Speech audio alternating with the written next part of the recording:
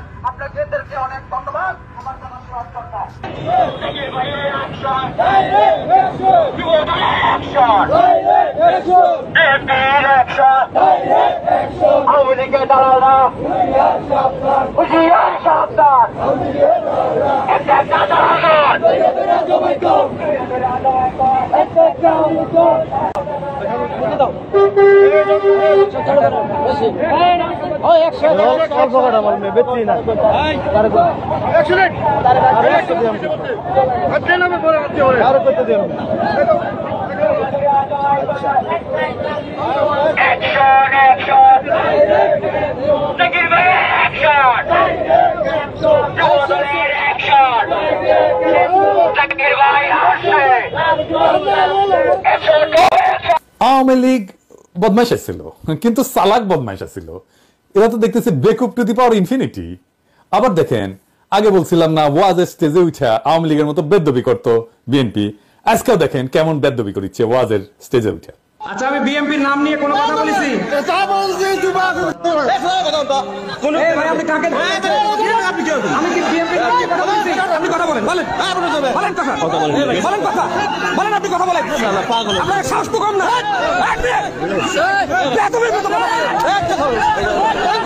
এরপরে বেদ্যবি করতে আসলে ধোলাই দিবেন একেবারে। একটা জায়গায় ধোলাই খেলে না সারা বাংলাদেশে সাইজ হয়ে যাবে।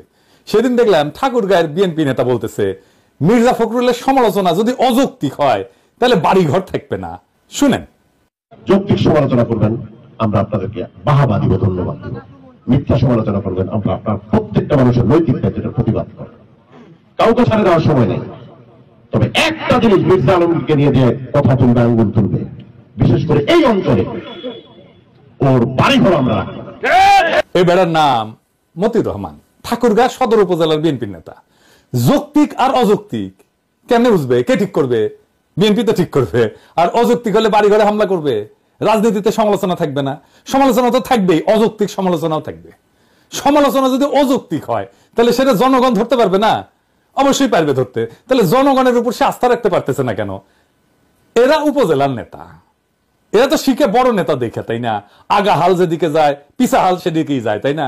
দেখেন বিএনপির এমপি কি বলে, কি ভাষায়। দেখেন, কিছুদিন আগে হারুনরে ধরেছিলাম না, ঠান্ডা ছিল কিছুদিন, আবার এসে কইতেছে ক্ষমতায় থেকে দল গঠন করলে পিঠের চামড়া তুলে নিবে। ভাষা বাদই দিলাম। ক্ষমতায় থেকে রাজনৈতিক দল তো খোদ জিয়াউর রহমান করছেন। হারুন যে দল করে সেই দলের জন্ম ক্ষমতা থেকে। ছাত্ররা কিন্তু খুব স্পষ্ট ভাবে বলছে যে তারা দলে যুক্ত হইলে রাজনৈতিক দলে পদ ছেড়ে দিবে, উপদেষ্টা পদ ছেড়ে দিবে। তাও ভয় যায় না এদের। সমস্যাটা কই? মানে ওরা কি বুঝে না? মানে ছোটবেলায় কি আয়োডিন কম খেয়েছিল হারুন, নাকি বেশি খাইছিল? তো বিএনপির নেতা কর্মীরা ইনকা বেপরা হয়ে উঠছে কেন? টাকা কামানোর জন্য, আর অন্যকে হুমকি দেওয়ার জন্য। এই দখলের উৎসবে মানুষজন তো টেম্পু স্ট্যান্ড দল বলে বিএনপিকে খোটা দেয়।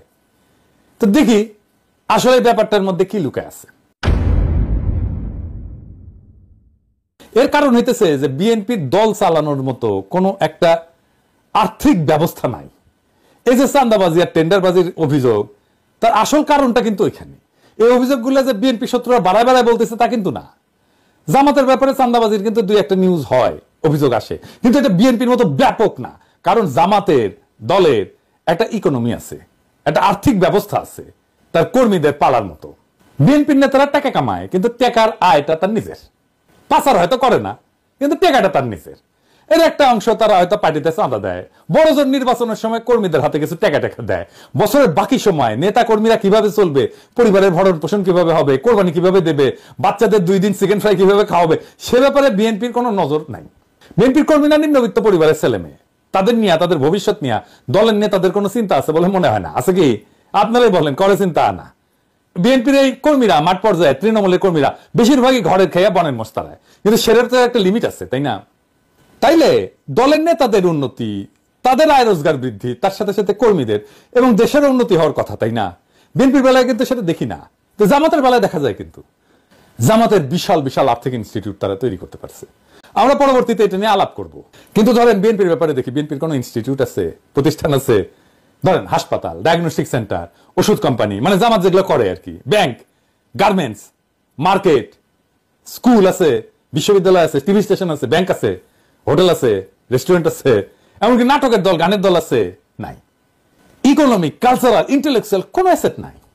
সংবাদপত্র আছে, কুরিয়ার সার্ভিস আছে, আইটি ফার্ম আছে, কনসালটেন্সি সার্ভিস আছে, রিসার্চ সেন্টার আছে, থিঙ্ক ট্যাঙ্ক আছে? নাই। কর্মী থেকে বুদ্ধিজীবী পর্যন্ত কোথাও প্রফেশনালি এনগেজ হওয়ার কোনো ব্যবস্থা নাই বিএনপির লোকদের। বিএনপির কয়টা প্রতিষ্ঠান আছে যেখানে তাদের কর্মীরা চাকরি পায়? বিএনপির শক্তিশালী শ্রমিক সংগঠন কোথায়? জামাত তো বিএনপির চেয়ে ছোট দল, জামাতের যতগুলো হসপিটাল আছে তার তো 10 গুণ হাসপাতাল থাকা উচিত বিএনপির, তাই না? 10 গুণ বাদ দিলাম, জামাতের যতগুলো আছে ততগুলো হাসপাতাল নাই কেন বিএনপির? বিশ্ববিদ্যালয়, স্কুল, কোচিং সেন্টার, সারা দেশে কোনো হোটেল আছে, কারখানা আছে? বিএনপি কর্মীরা কেন স্বাভাবিকভাবে জানে না যে অমুক প্রতিষ্ঠানে গেলে আমার চাকরি হওয়ার কথা? জামাত ইসলামী ব্যাংক তৈরি করছে, ক্ষমতা যাওয়ার অনেক আগে, ইবনে সিনা করছে 80-র দশকে। আর একটা কারণ, এই সমস্ত প্রতিষ্ঠান থাকা রাজনৈতিক দলের জন্য খুবই দরকারি, কারণ পার্টির কর্মীদের কাজের মধ্যে থাকা দরকার। শ্রম না দিয়া বিনা পরিশ্রমে অর্থ উপার্জনের যে মানসিকতা, সেইটা খুবই বিপজ্জনক মানসিকতা, এবং এইটা একসময় করাপ্ট হবেই, তাকে করাপ্ট করে ফেলবে। বাংলাদেশের রাজনৈতিক নেতারা, আপনারা কিছু মনে করবেন না, আপনাদের অসম্মান করার জন্য আমি এটা বলতেছি না, এটা বাস্তবতা। আপনার পেশা কি? আপনার আয় উপার্জন কিভাবে হয়? আমি তো কারোই বৈধ প্রকাশ্য কোনো আয়ের উৎস দেখতে পাই না। এটা রাজনীতিতে সবসময় একটা কোশ্চেন মার্ক। বিনা পরিশ্রমে টাকা উপার্জনের উপায় থাকলে দলের কর্মীরা অসৎ কাজে জড়িয়ে পড়ার সুযোগ পাবে। মানে ক্ষমতা আছে কিন্তু কাজ নাই, এরকম মানুষজন বিপদের কারণ হয়ে দাঁড়াবে। তো তাদের মাথায় শয়তান বাসা বাঁধবে সহজেই। আমি পেশার খুব গুরুত্ব দিই। মানে দেখবেন যে ফেসবুকে এসে অনেকে রাজা উজির মারে না, আমি অমুক, আমি তমুক, প্রচুর জ্ঞানের কথা বলে। ওর একটা লিঙ্কডইন প্রোফাইল খুঁজে বের করবেন, তাহলে বুঝবেন যে ও আসলে প্রফেশনালি, পেশাগতভাবে সে কি করে, কোথায় করে, কাদের সাথে কাজ করে, তার নেটওয়ার্কের মধ্যে কারা কারা আছে, এটা দেখবেন। এটা খুব জরুরি। আপনি অনেক দেখবেন মানে রিসার্চ আর পিএইচডি অমুক তমুক মেলা কিছু করে ফেলছে, লিঙ্কডইনের কোনো প্রোফাইলই নাই, বুঝছাও? তার মানে ও কিছু করে না, কিচ্ছু না, বা যা করে সেটা বলতে চায় না সে। বুঝতে পারছেন? এটা যদি চিন্তা করে দেখেন যে বাংলাদেশে সমাজের নিচ থেকে উপরে ওঠার ভালো কোনো রাস্তা নাই। এক প্রজন্মের মধ্যে নৈতিকতার সীমার মধ্যে এক শ্রেণী থেকে আরেক শ্রেণীতে যদি উঠতে চায়, সেটা প্রায় অসম্ভব ব্যাপার। এই বাস্তবে যদি এটা আপনি করতে চান, তো একটাই মাত্র পথ খোলা আছে, সেটা রাজনীতি। রাজনীতি করে আপনি প্রচুর টাকা কামাইতে পারবেন, আপনার আর্থিক অবস্থা যাই থাকুক না কেন, তাই না? এটা খুব বিপজ্জনক একটা দেশের জন্য, খুবই বিপজ্জনক একটা দেশের জন্য। এই জন্যই বাংলাদেশের রাজনীতি দাঁড়াইতে পারে না, রাজনৈতিক দলগুলো দাঁড়াইতে পারে না, শক্তি অর্জন করতে পারে না। এই সিন্ডিকেট ভাঙতে হবে। কিন্তু রাজনীতিকে একমাত্র পথ হিসেবে যারা দেখে, যারা রাজনীতি শুধু করে, তাদের এই বাস্তবতাটা বুঝতে হবে এবং তাদের জীবিকা নির্বাহের দায়িত্ব নিতে হবে। নাইলে কর্মীরা বিএনপির রাজনৈতিক প্রতিপক্ষদের কোলে গিয়ে উঠবে, অথবা চাঁদাবাজি মারামারি সংস্কৃতি আরো বাড়বে। এই যে বিএনপির লোকেরা, কিছু মনে করেন না, ওরা যে আওয়ামী লীগের লোকদেরকে রক্ষা করলো কি জন্য? ওইটা স্টেক নিতে গেছে।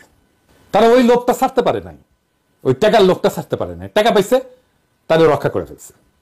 বিভিন্ন জেলায় আপনারা দেখছেন না, বিএনপির কাঁধে এসে আওয়ামী লীগ পুনর্বাসিত হচ্ছে, আওয়ামী লীগকে রক্ষা করছে বিএনপি। কেন রক্ষা করছে? একটা ফাইন্যান্সিয়াল ইন্টারেস্ট ছিল, একটা টাকা পয়সার একটা লেনদেন ছিল, সেই জন্যই রক্ষা করছে। এবং দেখছেন তো, এই যে পেশা না থাকার কারণে, একটা আয় উপার্জনের, একটা সৎ আয় উপার্জনের জায়গা না থাকার কারণে দেশের ভবিষ্যৎ, দেশের রাজনৈতিক ভবিষ্যৎও এইটা সংকটে পড়ে যায়। যে কারণে মানুষ রাজনীতি করে, সেটা অর্জনের জন্য ভালো বিকল্প পথ দিতে হবে। শক্তিশালী পার্টির ফান্ড তৈরি করতে হবে এবং পার্টির একটা আর্থিক ব্যবস্থা তৈরি করতে হবে। বিএনপি চাইলে এটা করতে পারে, শুধু বিএনপি না, নতুন দল যারা আসতেছে তারাও এটা চিন্তা করতে পারে। আমি তো জামাতের বাংলাদেশের ব্যবসা প্রতিষ্ঠানের কথা বললাম, আমরা দুনিয়ার কিছু উদাহরণ দেখে আসি। পিসিআই, এটা ইটালিয়ান পার্টি, 1945 থেকে 1991 মধ্যে একটা ইউরোপের অন্যতম শক্তিশালী কমিউনিস্ট পার্টি ছিল। এদের বিভিন্ন সমবায় সংস্থা ছিল, প্রকাশনা সংস্থা ছিল, রিয়েল এস্টেট ছিল, হোটেল ব্যবসা ছিল, এবং দলীয় সদস্যদের কর্মসংস্থান হইতো, তহবিল সংগ্রহের জন্য এই জিনিসগুলো কাজে লাগে। তো তাদের রেস্টুরেন্ট ছিল, বার ছিল, সামাজিক ক্লাব ছিল, ট্রাভেল এজেন্সি ছিল, তাদের সহযোগী সংগঠনগুলো হলিডে রিসোর্ট করছিল, গেস্ট হাউস করছো, এমনকি এখানে দলীয় সদস্যরা ছাড়ে থাকতে পারতো। আফ্রিকান ন্যাশনাল কংগ্রেস, ANC, এটার বিনিয়োগ বাহিনী আছে যা বিভিন্ন ব্যবসা পরিচালনা করে। এবং এএনসির যে বিনিয়োগ কোম্পানিগুলো আছে তারা হোটেল এবং পর্যটন খাতেও সম্পৃক্ত। বিএনপি বা বাংলাদেশের রাজনৈতিক দলগুলো নিজের ইকোনমি তৈরির জন্য, নিজের আর্থিক ব্যবস্থা তৈরির জন্য কোন পদ্ধতি গ্রহণ করবে সেটা তারাই ভালো জানে। রাজনৈতিক দলের শীর্ষ নেতাদের কর্মীদের ভরসা হয়ে উঠতে হয়। হাসিনার মতো তাদের উপরে জুলুম এবং গায়ের জোরের ছাতা হয়ে ওঠার টাইম শেষ। সেই জন্য নতুন ভাবে ভাবতে হবে রাজনৈতিক দলগুলো। তবে এই পদ্ধতির একটা বড় অসুবিধা আছে। আমি সিপিবি ব্যাকগ্রাউন্ড থেকে আসছি জন্য এই পদ্ধতির অসুবিধাটা আমি ভালো বুঝতে পারি। এই সমস্যা জামাতেরও আছে। কি সেই সমস্যা, আসেন একটু বুঝে দেখি। দলের সাথে যুক্ত প্রতিষ্ঠান যদি আমার আয় রোজগারের উৎস হয়, তাহলে আমি ইন্ডিভিজুয়াল এজেন্সি নিয়ে, নিজের একক সত্তা নিয়ে রাজনৈতিক দলে কোনো ভূমিকা রাখার সম্ভাবনা থাকে না, কমে যায়। আমার দলের নেতা আমার যদি বস হয়ে যায়, আমি রাজনৈতিক দলটাকে একটা চাকরি বলে মনে করব।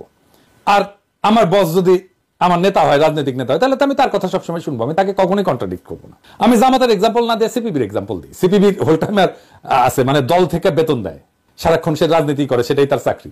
আমি আসলে হোল টাইমার হইতে চাইছিলাম। 1992 সালে হোল টাইমারের বেতন ছিল 3000 টাকা, বোধ হয় 2.5 বা 3000 টাকা। এখন দিবালক সিংহের একটা মণি সিংহের বেটা, তার একটা প্রতিষ্ঠান আছে দুস্থ স্বাস্থ্য কেন্দ্র, ওইখানে চাকরি করে পার্টির লোকেরা, কমিউনিস্ট পার্টির লোকেরা। দিবালক সিংহের ওইখানে যে চাকরি করে, সে কি দিবালক সিংহের মতের বিরুদ্ধে কোনো মত দিতে পারবে? তার বস যেটা বলবে সেটাতে হ্যাঁ করে যাবে। তখন এইটা রাজনৈতিক দল থাকে না, ক্লাব হইয়া যায়। আমার অনুমান জামাতেরও এই সমস্যা আছে। এই কারণে দেখেন যে মেজর পলিটিক্যাল মিস্টেক এই দুই দলের বেশি, জামাত আর সিপিবি। বিএনপির আর্থিক অবস্থা দুর্বল থাকলেও তাদের মেজর পলিটিক্যাল মিস্টেক কিন্তু নাই। সম্ভবত এই কারণেই, এটা আমার অনুমান। কারণ দলের সিদ্ধান্ত যারা নেয় তারা তাদের আয় রোজগারের জন্য দলের নেতৃত্বের উপর নির্ভরশীল না। আমার মনে হয় এই আর্থিক ব্যবস্থা করে তোলার ক্ষেত্রে একটা ইনোভেশন আনা যেতে পারে। আমি এটা বিএনপিকে পরামর্শ দিতেছি না, বিএনপি পরামর্শ নিলে নিতে পারে, কিন্তু নতুন দলের জন্য এটা একটা পরামর্শ। এই ইনোভেশনটা কি হইতে পারে? প্রতিষ্ঠানগুলোর শীর্ষ পদে দলের নেতা থাকবে না, এরা প্রফেশনাল থাকবে, তাতে বেটার, ভালো, কারণ প্রতিষ্ঠানটা ভালো চলবে, প্রফেশনালি চলবে। দলের নেতার অধীনে দলের কোনো কর্মী বা অন্য নেতা থাকবে না। আরেকটা পদ্ধতি হতে পারে যে প্রতিষ্ঠানগুলোতে চাকরি হবে সাময়িক, ম্যাক্সিমাম 5 বছর, এরপরে তারা অন্য চাকরি খুঁজে নিতে হবে। এখানে সে ট্রেনিং পাইলো, এখানে একটা অভিজ্ঞতা পাইলো, সে দক্ষ হয়ে আর একটা চাকরি খুঁজে নিল। অথবা এইসব প্রতিষ্ঠানে যারা কাজ করবে দীর্ঘমেয়াদে, তারা নীতি নির্ধারণী পর্যায়ে কখনোই যেতে পারবে না। তো এটা ছাড়াও তো সমস্যা আরো অনেক। বিএনপিতে এখন মধুর মাছির আনাগোনা, দুর্দিনে কর্মী খুঁজে পাওয়া যায় হাতে গোনা, আর এখন সিনিয়র প্রবীণ নেতারা ধাক্কা খেয়ে মাটিতে পড়ে যায়। তাও খালেদা জিয়ার উপদেষ্টা, রিজিভার মতো নেতাদের দেখেন।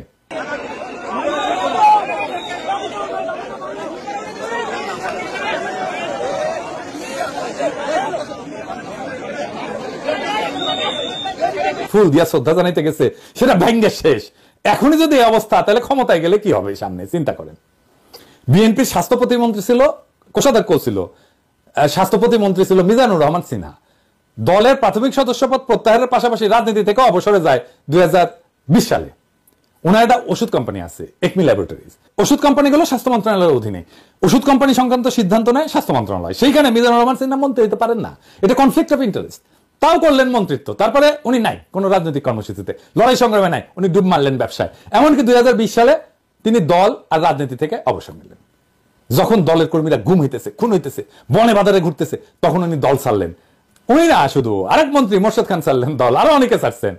পদত্যাগ পত্রে মিজানুর রহমান সিনহা বলেন, গত কয়েক বছরে আমার ব্যবসায়িক ব্যস্ততা বাড়ার পাশাপাশি শারীরিক নানা সমস্যা দেখা দিয়েছে। 5 বছর পরে উনার শরীরে জোশ আসিছে, ক্ষমতার কাছাকাছি। মিজানুর রহমান সিনহা, আপনি কোন সালসা খাইছেন এনা কবেন আমাকে না কন, নয়তো সেই সালসা প্রফেসর ইউনুসের ডায়পার পরা বুড়া খাটাস উপদেষ্টাগুলো এনা খিলান, এইগুলা শরীরেও এনা জোশ আসুক, আর আমাক এনা কানে কানে কয়ে দেন না মিজানুর ভাই, বয়স বাড়িচ্ছে তো আর কিছুদিন পর তো লাগবে আমারও, এনা টেস্ট করে দেখলাম ইনি শরীরে ক্যাঙ্কা জোশ আসে, দিবেন না, আমি চেনা দিলেই হবে, প্যাডে দিয়েন।